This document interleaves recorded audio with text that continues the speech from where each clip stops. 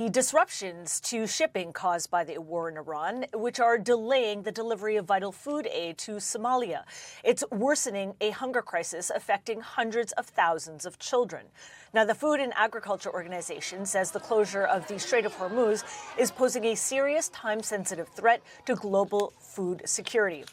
Maximo Torero, is the chief economist at the Food and Agriculture Organization of the United Nations. Now, you've said that we could be looking at a food catastrophe if the strait isn't open soon. How is that?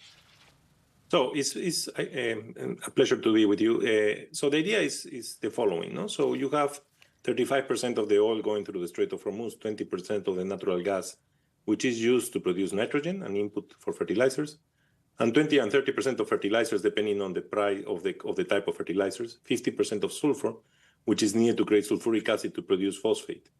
So these are all inputs that are critical for agri-food systems and to planting, especially the planting season. And therefore, that's why the clock is so important. And most of the countries are now starting their planting season, no matter you're in the east or in the south. As we move, it will go also to the north.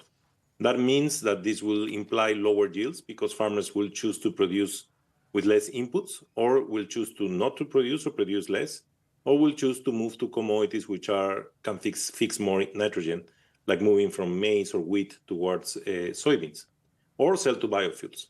Therefore, the supply for the second half of the year, the availability of food, and for the next part of the year will be tight. This will increase food prices, commodity prices, and it will create food inflation at the end of the line. So that's the situation. If you add to that also the problem of the potential intense Niño, then the situation gets even worse because El Niño will also affect yields and will also, of course, could affect key exporting countries in the world. And very, very briefly, there is a diplomatic standstill between the United States and Iran in terms of negotiations. So what can be done to alleviate the impending crisis outside of opening the strait? So there are several things outside. So it's crucial to open because in difference to the war in Ukraine, we cannot have another supply response. These are hydrocarbons. So investments to be able to do the supply response will take 5 years. So the opening of the strait is central. We can go to alternative routes.